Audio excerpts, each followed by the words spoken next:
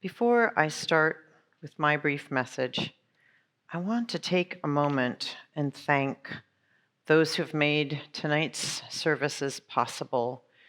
It is not often that you have to begin your Christmas Eve services soaking wet or trying to figure out the last-minute changes of technology.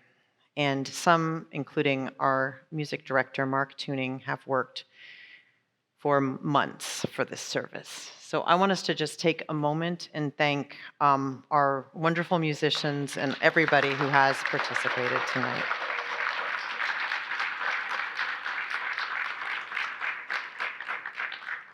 And when I finish my message, Mark will gift us with song and we can sing along in our hearts.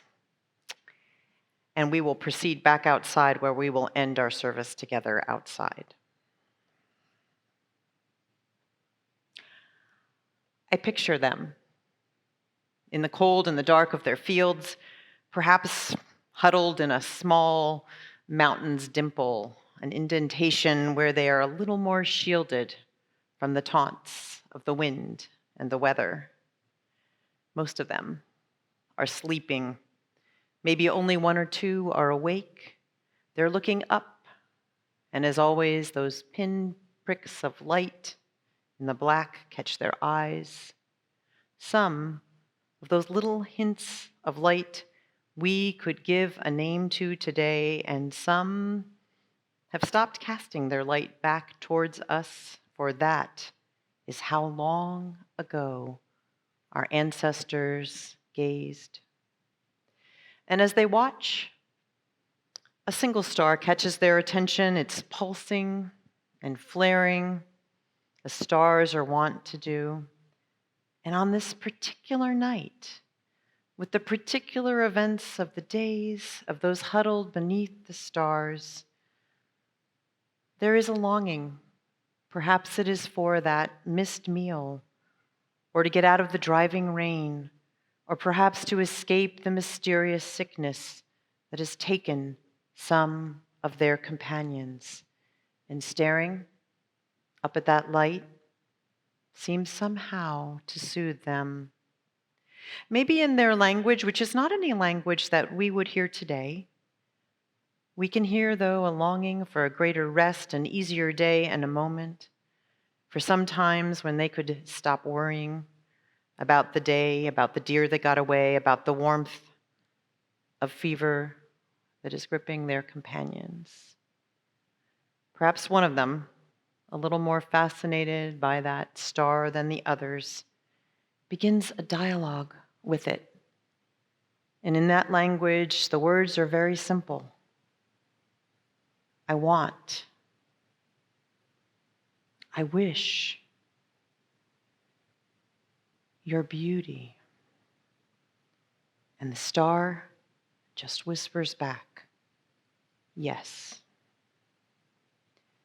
And the star pulses down on them so long ago that that name, year, can't be named. And a few millennial times later, another teacher following a lineage of wise teachers comes and speaks of a world where more ease could be had and where fights could give way to friendships and wars to worship, where people once again gaze up at a star pulsing in the sky and they speak the language of their age then, and they ask from the yearnings of their heart, could these new teachings and promises be true? Could more peace be possible? Could we live in a time with less hating and harming and more loving and learning together? And they haul that star into the story the way you haul out that box of ornaments each year, just fitting it to the times. And they added straw and animals because, you know, animals are always better to add. They make things better. And the straw, well, it makes wonder a nice bed to settle down upon. And we, on this night, in this very peculiar year. We who can hold multiple truths know that if there was ever a year that we needed wonder, this is it. So here we are, and it matters that we are here in whatever way we are here, the way that fits our circumstance. We come together to remember that making time for gazing at stars and celebrating the miracle of each child's birth matters. From time immemorial, people have gone out under the stars and given their largest questions, their biggest wonderings to the stars and the great cultural stories, those questions that they couldn't answer just through their minds or even through their own solitary hearts.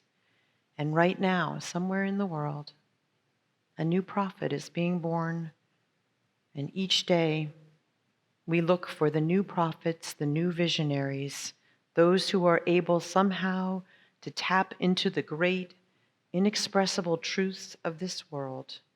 And that is why we come together, despite rain and masks and all the barriers that keep us apart.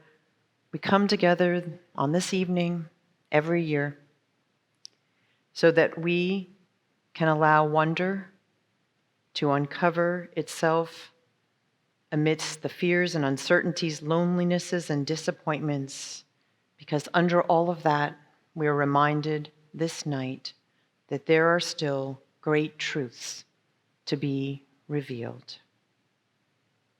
So tonight, or tomorrow, or some other night, when you next can see them and it's not cloudy, perhaps you can take a moment and have a dialogue with wonder, perhaps in the form of a conversation with a star, or perhaps just by gazing at an infant's eyes glowing in the tree lights, or perhaps just through the color blue or some other thing that catches your heart. And then perhaps, in whatever form you choose to have that conversation, you can ask your own questions about wonder and possibility. Hey, might we make a shift towards care for one another and for this precious planet? Is there one thing that I could do that would really make a difference in the life of someone that is feeling despair today? How can I be part of a path to a new understanding? What wonders might love reveal? And then, when you have asked and released those great wonderings of your heart, then you listen. Listen for the words. Listen for the whisper. Listen for the yes.